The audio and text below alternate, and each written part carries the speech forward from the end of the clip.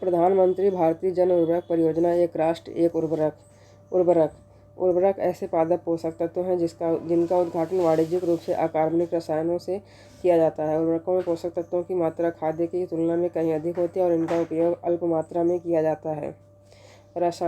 रासायनिक उर्वरकों में मुख्य मृदा पोषक तत्वों के रूप में नाइट्रोजन, फास्फेट एवं पोटास आदि होते हैं। उल्लेखनीय है कि जीवित सूक्ष्मजीवों जैसे जीवाणु, कवक, शैवाल आदि से युक्त ऐसे तत्व जो पौधों के विकास एवं पोषण में सहायक होते हैं जैव उर्वरक कहलाते हैं। उर्वरकों पर सब्सिडी।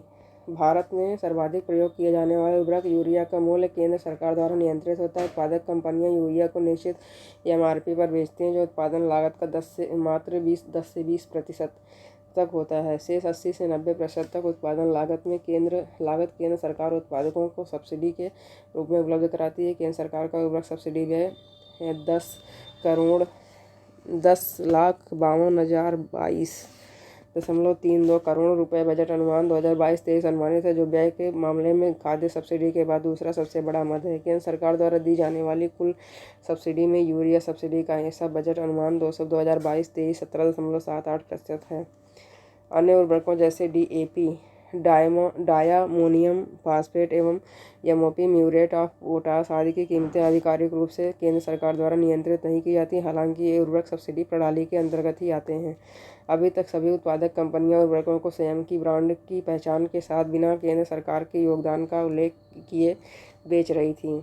उल्लेखनीय है कि केंद्र सरकार उर्वरकों की उत्पादन लागत पर सब्सिडी देने के अलावा उत्पादकों को माल भाड़ा सब्सिडी, फ्राइट सब्सिडी का भी भुगतान करती है। माल भाड़ा सब्सिडी उर्वरकों को अंतिम उपभोक्ता तक पहुंचाने के लिए प्रदान की जाती है।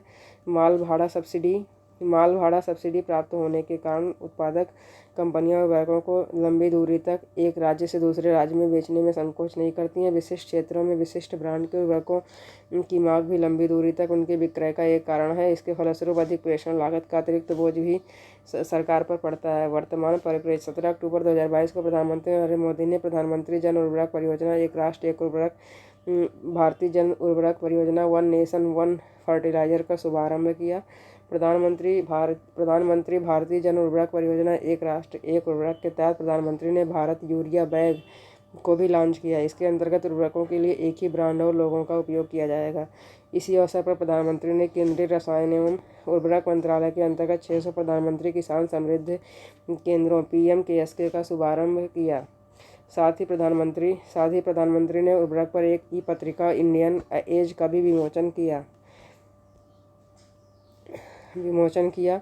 एक राष्ट्र एक उर्वरक। इस योजना के अंतर्गत सब्सिडी वाले उर्वरक पूरे देश में एक ही ब्रांड नाम भारत के तहत विक्रय किए जाएंगे।